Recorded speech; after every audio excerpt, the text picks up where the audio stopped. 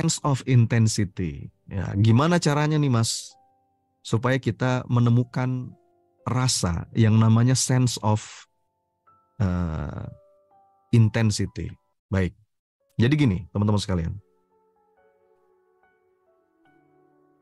Untuk bisa menemukan rasa, intensity itu kan kehusyuan, kenikmatan, merasakan keindahan dalam aktivitas kita, termasuk aktivitas ibadah. Bukankah setiap aktivitas kita itu harus jadi ibadah? Benar nggak teman-teman? Jadi jangan makna ibadah itu jangan disempitkan. Ya, ibadah itu luas. Ibadah itu general term. Segala aktivitas yang memang kita niatkan untuk Allah maka itu ibadah. Termasuk kita nih meluangkan waktu 1 jam untuk ngikut Zoom, ini ibadah, teman-teman. Jadi sense of intensity itu bagaimana kita bisa merasakan kehusyuan, iya, rasa yang dalam setiap aktivitas ibadah. Nah sebetulnya untuk bisa beribadah sepenuh rasa kawan-kawan, itu prinsipnya cuma 2 kok. Cuma 2 aja. Kalau kita pengen aktivitas ibadah kita penuh rasa, ada 2 prinsipnya. Ada 2 hal yang harus kita fahami dan harus kita rasakan. Apa itu? Fahami kita itu sedang menghadap siapa. Dan yang kedua, fahami, sadari kita itu sedang melakukan apa. 2 ini aja. Coba diulang. Sedang menghadap siapa dan sedang melakukan apa.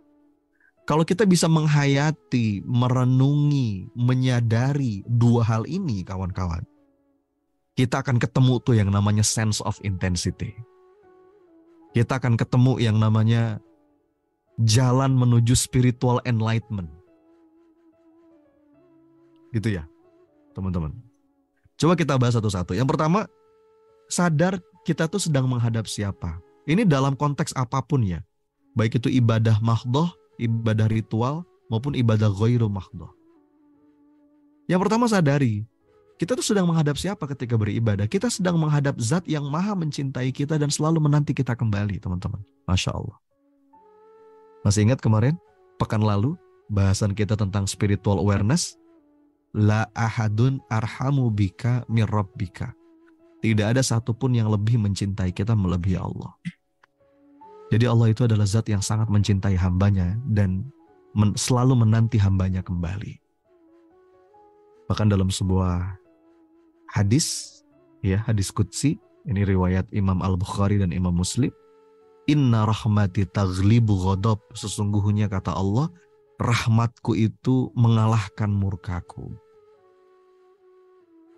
Jadi kalau kita lagi sholat misalkan, atau kita lagi tilawah, kita lagi iktikaf, kita lagi apapun aktivitas ibadah, kita lagi kerja, sadari betul kita sedang mempersembahkan suatu amal untuk zat yang maha mencintai kita dan selalu menanti kita kembali.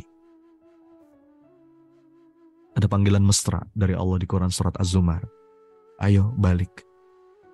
Ya, jangan putus asa dari rahmatnya Allah. Jadi memaknai ini saja, ketemu tuh yang namanya intensity, ketemu tuh yang namanya kehusyuan, ketemu tuh yang namanya nikmatnya ibadah. Benar nggak teman-teman? Itu. Kemudian apalagi? Sadari kita sedang menghadap siapa? Kita sedang menghadap zat yang maha tahu segala isi hati. Ya. Wallahu alimun bidzatis sudur. Allah itu maha mengetahui setiap lintasan hati, bahkan tanpa kita ungkapkan sekalipun. Jadi, ketika kita ngadep Allah itu, apalagi dalam sholat, atau dalam ibadah yang lain, itu zat yang sedang kita tuju adalah zat yang paling ngertiin kita. Wa huwas sami'ul alim. Zat yang selalu mau dengerin kita dan yang paling ngertiin kita. Coba teman-teman direnungi ya. Kalau kita sadar tentang hal ini, Apa nggak nikmat tuh ibadah kita? Ya, kita kan bawaannya pengen difahami sama orang kan. Ah, kamu nggak ngertiin aku sih. Males ah. Kecenderungan kita kan pengen difahami sama orang. Kita tuh kalau dalam hubungan dengan orang lain, kepengennya difahami tanpa mau memahami lebih dulu kadang-kadang. Padahal harusnya kita memahami dulu baru kita difahami. Kan gitu kaidahnya. Nah, dalam konteks hubungan kita dengan Allah, Allah tuh zat yang paling ngertiin kita, yang paling paham tentang kita, teman-teman. Dialah tempat mengadu, dialah tempat mencurahkan segala isi hati.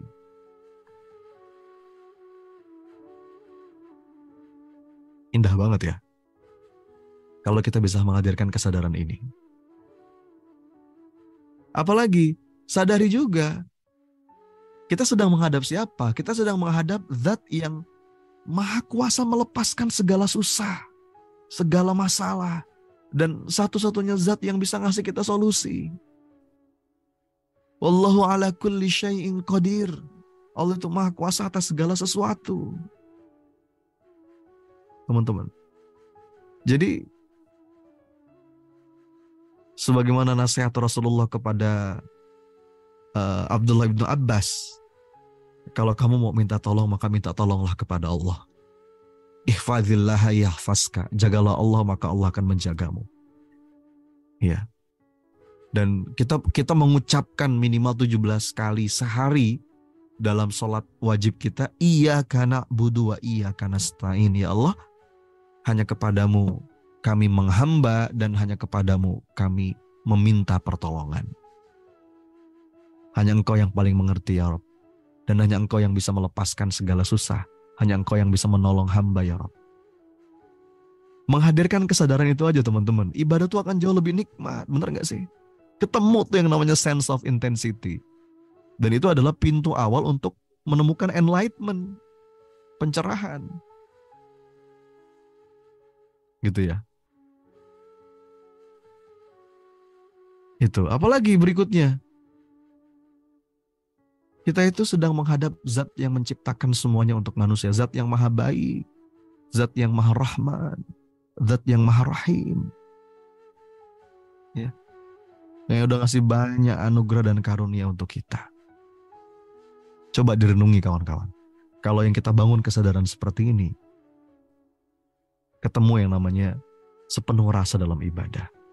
Berikutnya, sadari kita sedang melakukan apa. Bahwa dalam ibadah-ibadah kita, apapun bentuk ibadahnya, itu adalah sebagai persembahan, pengabdian, dan munajat mesra kita kepada Rob yang maha cinta. Ya, nah ini dibahas nih ya dalam kelas MRS biasanya sama para trainer. Tapi memang ini kaidah-kaidah penting kalau kita pengen menemukan yang namanya sense of intensity. Rasa yang begitu dalam di setiap aktivitas kehidupan. Ya, sadari juga bahwa kita itu dalam sholat, dalam doa, itu sedang mengadukan segala resah dan masalah. Bagaimana Rasulullah ngajarin kalau kita sedang kedatangan satu masalah, maka sholatlah, mengadulah kepada Allah dalam urusan sekecil apapun. Nah, ini kan cara pandang ya kawan-kawan. Begitu cara pandang kita benar, maka yang hadir juga adalah rasa yang full energy, sense of intensity. Sadari dengan ibadah itu adalah upaya kita untuk berdekat-dekat.